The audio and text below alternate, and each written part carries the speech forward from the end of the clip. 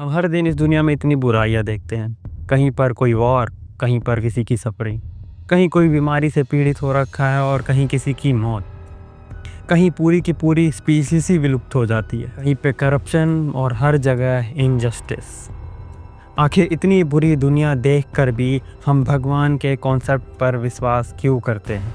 फिर idea of God के against सारे आर्गुमेंट जानने के बावजूद भी हम उसे डिफेंड क्यों करते हैं, उस गॉड को जिसे हमें डिफेंड करना था? एज एन एथिस्ट ये क्वेश्चन मेरे दिमाग में हमेशा आता है कि बिना किसी एविडेंस और प्रूफ के आखिर ये आइडिया ऑफ गॉड इतने सालों तक सरवाइव कैसे कर गया? जब भी किसी ने ट्राई किया इस पर्सनल गॉड के आइडिया को एलिमिनेट करने का, भले ही वो गौतम बुद्ध हो या फिर ओशो या फिर जिद्दू कृष्णमूर्ति या फिर हाल ही फिलहाल में आचार्य प्रशांत या कोई भी और फिलोसोफर, लोगों ने उसके नाम पर ही कल्ट्स बना लिए। आइडिया ऑफ गॉड के इतने सालों तक सरवाइव करने का रीज़न सिर्फ लॉजिकल रीजनिंग या फेथ या बिलीफ नहीं हो सकता।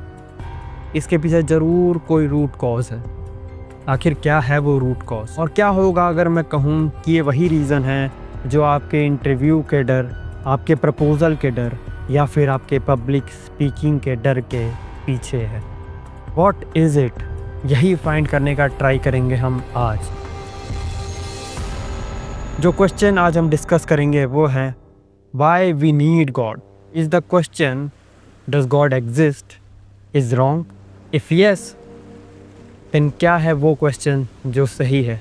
आज हम ना प्रूव करेंगे ना डिसप्रूव करेंगे गॉड के एग्जिस्टेंस को। आज हम बस ये ट्राई करेंगे कि why we actually need the idea of God. Imagine करो एक वर्ल्ड, जब आप अपने चारों तरफ नज़र दौड़ाते हो तो आपको हजारियों चीज़ें दिखती हैं, और जब आप उनके लिए कोई क्वेश्चन पूछते हो तो आपको जवाब मिलता है हम नहीं जानते, वी डोंट नो। इस साल बारिश क्यों नहीं हुई?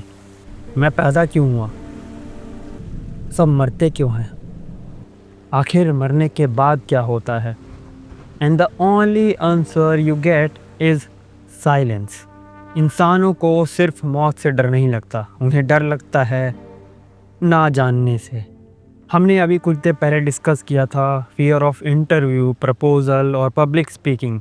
इन सब के पीछे भी यही रीज़न है, the fear of unknown and uncertainty. हमें नहीं पता इन सब कामों के रिज़ल्ट क्या होंगे। आप इंटरव्यू दोगे, आपकी जॉब लगेगी या नहीं? आप किसी को प्रपोज करोगे तो हाँ आएगी या ना? आप पब्लिक स्पीकिंग करोगे तो सामने से क्या रिस्पॉन्स आएगा?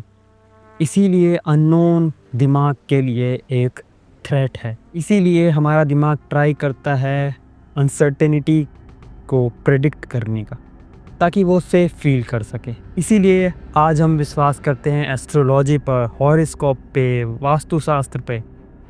क्यों? क्योंकि ये अननोन और अनसर्टेनिटी को कम करते हैं या एलिमिनेट करने की कोशिश करते हैं। पर आखिर हमारा दिमाग ऐसा करता क्यों है? वैसे तो इसके पीछे बहुत सारे रीजंस हैं, पर हम मेजरली यहाँ पे 4 रीजंस डिस्कस करेंगे। पहला है pattern plus agency seeking brain, यानी who did it part of our brain.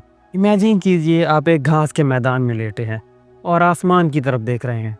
वहाँ पर आपको दिखते हैं बादल और बादलों में दिखते हैं आपको मगरमच्छ या फिर किसी का चेहरा या फिर मिक्की माउस। पर क्या सच में वो वहाँ पे प्रेजेंट है? नहीं। पर आपको क्यों दिखा?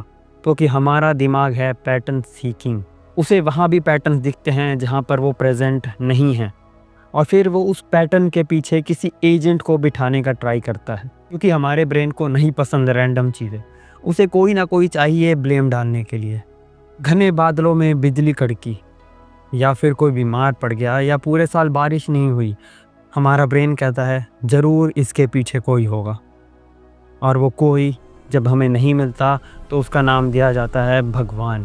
Second is need of cognitive closure, यानी finish the story part of our brain. अगर आपने बाहुबली की दोनों मूवियाँ देखी हैं तो आपको पता होगा कि पहली मूवी से ज़्यादा दूसरी मूवी ने परफॉर्म किया था। क्यों? क्योंकि पहली मूवी में एक ओपन एंडेड क्वेश्चन था, और उस क्वेश्चन को जानने के लिए लोगों ने वेट किया दूसरी मूवी का, और जैसे ही वो मूवी आई थिएटर्स हाउसफुल। क्यों? क्योंकि वो क्वेश्चन था, आखिर कटप्पा ने बाहुबली को क्यों मारा। हमारे ब्रेन को ओपन एंडेड क्वेश्चंस नहीं पसंद, उसे क्लोजर चाहिए। इसीलिए जब कोई बच्चा रात में आकाश की तरफ देख के पूछता है कि आखिर वो तारे क्या हैं, तो उसे बोल दिया जाता है कि वो तुम्हारे दादाजी हैं, क्योंकि उसको जवाब से मतलब है, उसे उसके क्वेश्चन का क्लोजर चाहिए, भले ही आंसर गलत हो। Third one is terror management theory, यानी the I don't want to die part of our brain. दुनिया के सबसे बड़े डर में से एक है मौत का डर, यानी कुछ समय बाद मैं इस दुनिया में एग्जिस्ट नहीं करूँगा, उसके बाद क्या। इट इज़ स्केरी, पर इसी डर को दूर करता है हमारा बिलीफ कि इसके बाद, इस ज़िंदगी के बाद एक स्वर्ग है या फिर पुनर्जन्म है, जहाँ से मैं इस दुनिया में दोबारा आ पाऊँगा और मैं हमेशा हमेशा के लिए ज़िंदा रहूँगा। और हेवन या फिर पुनर्जन्म के लिए ज़रूरत है गॉड की। And fourth and last one is control restoration. Imagine कीजिए एक किसान जिसने पूरे साल मेहनत की और उसकी फसल अब तैयारी हो गई है, पर तभी उसके खेत में बाढ़ आ जाती है, नदी ऊपर चढ़ती है और उसके खेतों तक पानी भर जाता है। अब वो क्या कर सकता है? कुछ नहीं। पर मानिए उसके पास एक बटन है जिसे वो प्रेस करेगा तो उसे ये यकीन हो जाएगा कि शायद ये बाढ़ का पानी शायद 1 या 2 दिन में वापस चला जाए, और वो बटन है प्रेयर। वो प्रेयर करेगा, भले ही बाहर कुछ चेंज हो ना हो, बाढ़ का पानी वापस जाए या ना जाए, पर उसे यकीन हो जाएगा कि उसने कुछ किया। वो कर सकता था एक ही चीज़, प्रेयर, और वो उसने करी। कि बिलीव हमें एक सेंस ऑफ कंट्रोल देता है जब ज़िंदगी में हमारे मुताबिक कुछ ना चल रहा हो, और बिलीव प्रेयर करने के लिए हमें चाहिए समवन, और वो समवन बनता है गॉड, भगवान। इसको सिंप्लीफाई करूं तो हमारे ब्रेन को पैटर्न चाहिए, उस पैटर्न के पीछे उसे एक कॉज चाहिए, फिर उसे एक स्टोरी का एंड चाहिए, उसे क्लोज़र चाहिए, उसे डर से भी छुटकारा चाहिए, और उसे कंट्रोल भी चाहिए। और ये सारी चीज़ें पूरी करती है एक चीज़ वी कॉल गॉड। अगर आप इन सारी पॉइंट्स को ध्यान से समझें तो आपको पता चलेगा कि इन सब के पीछे एक रूट कॉज है, और वो है अनसर्टेनिटी या फिर unknown. Our brain hates uncertainty, क्योंकि ये हमारे सेंस ऑफ कंट्रोल को थ्रेटन करता है। और जैसे ही हमारे ब्रेन को पता चलता है कि there is no control, it feels anxious. और अब एंग्जाइटी को क्लोज़र चाहिए, क्योंकि हम ओपन एंडेड क्वेश्चंस के साथ नहीं रह सकते, और वो क्लोज़र बनता है गॉड। इंसानों को भगवान की ज़रूरत है, क्योंकि अनसर्टेनिटी साइकोलॉजिकली अनबियरेबल है। गॉड सिर्फ एक बिलीव नहीं है, वो एक साइकोलॉजिकल एनेस्थीसिया है, जो कि हमारे दिमाग में ये अनसर्टेनिटी के ख्याल को नम कर देता है और हमें सेफ फील करवाता है। आई बिलीव इन हेवन, तो death is not the end. I believe in divine justice, तो मतलब मेरी सफरिंग में भी कोई मीनिंग है। I believe in cosmic purpose, मतलब मेरी लाइफ रैंडम नहीं है, उसका कोई एक सही में पर्पस है, मैं किसी पर्पस के लिए इस दुनिया में आया। But the uncomfortable truth is, may be the God is not just a theological concept, it is our psychological need, not because he exists, but the uncertainty exists and that is intolerable. क्या पता question कभी ये था ही नहीं कि God exist करते हैं या नहीं। The real question was, can the human mind tolerate uncertainty without collapsing?